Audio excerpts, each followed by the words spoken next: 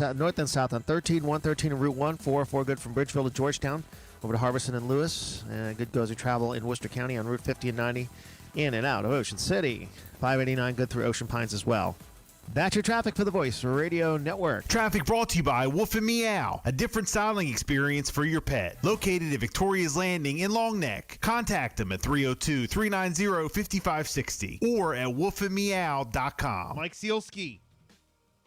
Hi, Bill. Hey, good morning. It's Bill and Jessica, Power 1017. How are you? Hi, Mike. Good morning. Hey, good morning. Thank you both for having me. I really appreciate it. Yeah, absolutely. Thank you so much for checking in. Sports writer for the Philadelphia Inquirer. You've been there for years. We talk a lot of sports. Even though we're kind of like a variety show, we're on like a top 40 radio station. We talk about entertainment and all that. We do talk a lot of sports, big football fans, and big Philadelphia sports fans, I'll say. We are. Even though I'm a Washington fan. That's awesome. Even though I'm Washington when it comes to football. All the rest are Philly. Yeah. So not everybody's perfect. I know. Not everyone can be like us, right? Right. Hey, real quick, we're going to get into your book and talk about Kobe Bryant a little bit. But Jess, right off the bat, had a question. I know. I just saw it trending online last night. Georgia, as we know, won, but some of the players on the field, there was a wardrobe malfunction. Are you going to be writing about this? They're wearing Alabama hats. I am not. I don't cover a whole lot of college football, but boy, that was funny to see. Yeah, I know. I can't believe it. I was like, wow, what a way to start 2022. So Georgia ended up winning, but they passed out Alabama hats. Yes, some players are now seen on the field with a wardrobe malfunction. That's kind of like the Steve Harvey announced in the wrong Miss Universe. So no matter what, Bama comes out on top again. Right. Well, look, Mike, you got a brand new book. It looks great. Can't wait to check it out. The Rise, Kobe Bryant, and the Pursuit of Immortality. Give us a rundown, man. Tell us all about it. So I wanted to do Kobe's origin story. I wanted to do Batman Begins for the Black Mamba. If you've seen the movie Batman Begins, you know it's all about how and why Bruce Wayne decides to become Batman and how he goes about doing it. And I wanted to do the same for Kobe. Kobe entered the NBA when he was 17 years old. He ended up with the Lakers at the 1996 NBA draft. And so it felt like to a lot of people, I think, that he kind of grew up before everybody died, that they knew the whole story about him. But living and writing in the Philadelphia area for as long as I have, I knew that there was this other story about him as a young man before he ends up in the NBA. It's full of drama, and I really felt like if I told it the right way, you could see the entirety of Kobe's life and the man he was going to become in the kid that he was. And so that's what I wanted to do. I wanted to tell his origin story, and that was the goal of the book.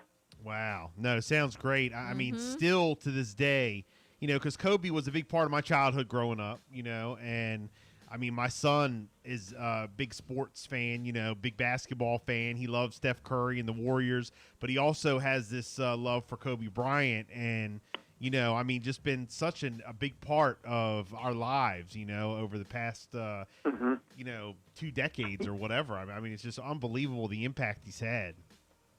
Yeah, it is. And I think, you're right, Bill. That's kind of born out of the fact that he was part of everybody's life and the culture for so long, and, he went through ups. He created many downs for himself, that kind of in some ways go without saying. And, particularly later in his life, after he had retired and before he died, it seemed like that he was, setting himself up to do even more. It wasn't just going to be basketball. He was making movies. He had won an Oscar. He was involved in children's books and storytelling. Yeah, like he a was girl businessman. dad. I remember when he passed away, there was a whole thing about how, basically he was starting an all-new career all over again, like a brand new... Yeah. Yeah, so, Exactly. He kind of traveled this narrative arc, this redemption story in a way that not a lot of athletes get to travel. And I think that's what hit people particularly hard when he died. It was this feeling of like, not only did we know him so well, but there was so much more ahead for him. And now we don't get to see what that's going to be. Right. Wow. Well, look, definitely looking forward to checking out the book. We do have a couple sports-related questions for you, if you don't mind. If we can shift gears just for a minute. Absolutely. Because, I know you are a writer for the Philadelphia Inquirer. You're in it all the time. We want to ask you because, first off, speaking of basketball, Kyrie. Let's talk a little bit about Kyrie being back. He is back. He's playing on the road games. What are you hearing anything? Is that going to turn into him playing all full time? Are they going to kind of get rid of the whole rules as far as him playing at home? Like what are you hearing? Do you know any detailed information behind the scenes? Any scoop? I wish I did. I think a lot of this is going to come down to the rules and regulations of each particular city, and what is New York going to do about regulations with COVID and all of that, and vaccination, and because it's such a it's so confusing now. Like away players, road players, teams that don't aren't in Brooklyn or aren't in New York, if they're not vaccinated, they can come in and play, but Kyrie can't, and it's so crazy. I wish I had some inside information on that, but I don't. I think it's going to come down to what the new mayor of New York, Eric Adams, decides, in terms of rules and regulations with respect to COVID and how they apply to, entities like the Brooklyn Nets. What's the latest on Ben Simmons? There is no latest on Ben Simmons. I wish there were. I mean, there's rumors going around that the Atlanta Hawks are emerging as a possible trade partner and destination, but then it got down between him and then it got kind of quiet. For a long time now. Yeah, then it got kind of quiet, for a while. So it was like real hot. We are winning without him right now. We're doing all right. They are winning without him. They're in a good run. Joel Embiid has been playing incredibly well, but I think the Sixers know if you were to shoot them up with sodium pentothal, they tell you that they're not really an NBA contender without Ben Simmons or without getting something in return for Ben Simmons. Mm-hmm. So it's going to be really interesting to see how the rest of this plays out. I think they have to move him. I think they've got to start fresh, rip the Band-Aid off, and just get on with their lives.